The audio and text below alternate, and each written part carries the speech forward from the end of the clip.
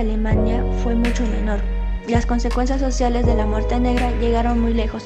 Rápidamente se causó a los judíos como los causantes de la epidemia por medio de la intoxicación y el envenenamiento de pozos. En consecuencia, en muchos lugares de Europa se iniciaron pogromos judíos y una extensión local de comunidades judías. Aun cuando líderes espirituales o seculares trataron de impedir esta situación, la falta de autoridad debido a la agitación social, que a su vez era consecuencia de la gravedad de la epidemia, generalmente no les permitía a aquellos tener éxito. La información sobre la mortalidad varía ampliamente entre las fuentes, pero se estima que el 30% y el 60% de la población de Europa murió desde el comienzo del brote a la mitad del siglo XIV. Aproximadamente 25 millones de muertes tuvieron lugar solo en Europa, junto a otros 40 a 60 millones en África y Asia.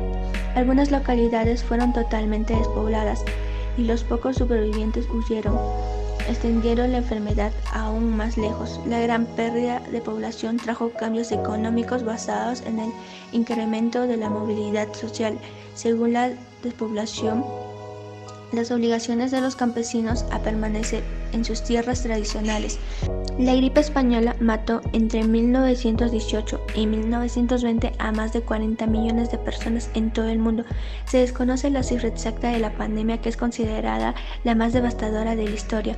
Un siglo después, aún no se sabe cuál fue el origen de esta epidemia, que no entendía de fronteras ni de clase social, aunque algunos investigadores afirman que empezó en Francia en 1916 o en China en 1917. Muchos estudios sitúan los primeros casos en la base militar de Fort-Rillier el 4 de marzo de 1918.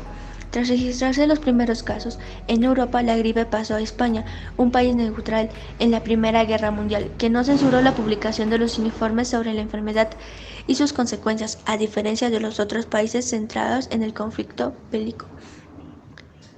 Ser el país que se hizo eco del problema provocó que la epidemia se conociese como la gripe española, y a pesar de no ser el epicentro, España fue uno de los más afectados, con 8 millones de personas. Gripe asiática, 1957 a 1958. ¿Qué la provocó? El virus influencia A H2N2. Contagio y síntomas. Los habituales de la gripe, que podía generar diversas complicaciones pulmonares como bronconeumonías, miocarditis o edema pulmonar. ¿Qué sucedió? Surgió en Yunnan, China, y se extendió a Singapur en febrero de 1957. Se cree que se originó por una combinación de cepas de la gripe aviar y la humana. ¿Cómo se resolvió? La rápida creación de una vacuna y los antibióticos para combatir las infecciones secundarias lo mantuvieron a raya, aunque dejó alrededor de los millones de muertos. La gripe de Hong Kong, 1968. ¿Qué la provocó? El virus de la gripe H3N2. Contagio y síntomas. Era un virus similar a la gripe de 1918. ¿Qué sucedió? Surgió como un subtipo de la gripe asiática. El brote comenzó en Hong Kong en julio de 1968 y se cree que llegó a Europa a través de viajeros ingleses que habían estado en la región asiática. ¿Cómo se resolvió? Fue una gripe altamente contagiosa. VIH desde la década de los 70. ¿Qué la provocó? El virus de la inmunodeficiencia humana, que provocó síndrome de inmunodeficiencia adquirida, o sea, SIDA. Contagio y síntomas. Se transmite por las relaciones sexuales vaginales, anales o bucales sin protección. ¿Qué sucedió? Se cree que su origen es una zoonosis procedente de simios que pasó a las personas en Centroáfrica, pero cuando realmente estalló la situación fue cuando la epidemia llegó a Estados Unidos en 1981.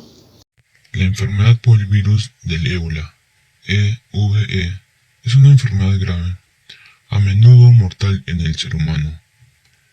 El virus se detectó por primera vez en 1976 en dos brotes simultáneos ocurridos en Ensara, hoy Sudán del Sur, y Yambuco, República Democrática del Congo. El brote del ébola del 2014 al 2016 en África Occidental fue el más extenso y complejo descubrió el virus de 1976. Hubo más casos y más muertes en este brote que en todos los demás juntos.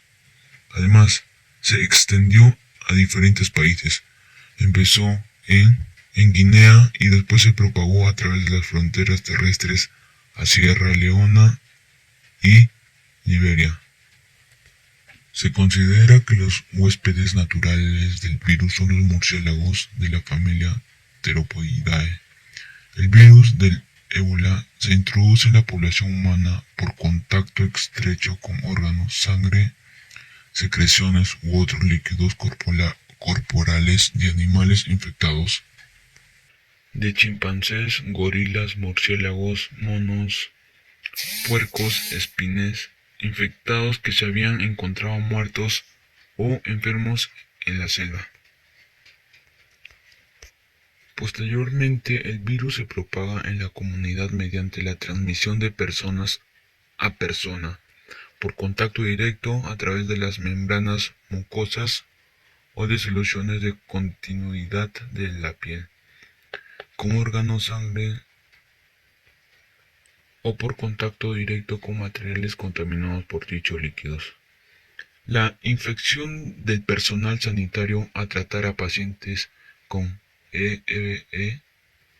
MERS 2012, Síndrome Respiratorio de Oriente Medio. El síndrome respiratorio de Oriente Medio, MERS por sus siglas en inglés, es una enfermedad respiratoria grave que involucra principalmente al tracto respiratorio superior. Causa fiebre, tos y dificultad para respirar. Aproximadamente el 30% de las personas que han contagiado esta enfermedad han muerto a causa de este mal, pero algunas personas tienen síntomas leves. El MERS es causado por el coronavirus. Según la Organización Mundial de la Salud, OMS, un total de 8.098 personas en todo el mundo se enfermaron del SARS durante el brote del 2003. De esta cifra, 774 personas murieron en los Estados Unidos. Solo 8 personas resultaron infectadas por el SARS. El SARS empieza generalmente con fiebre alta, una fiebre superior a los 100.4 grados.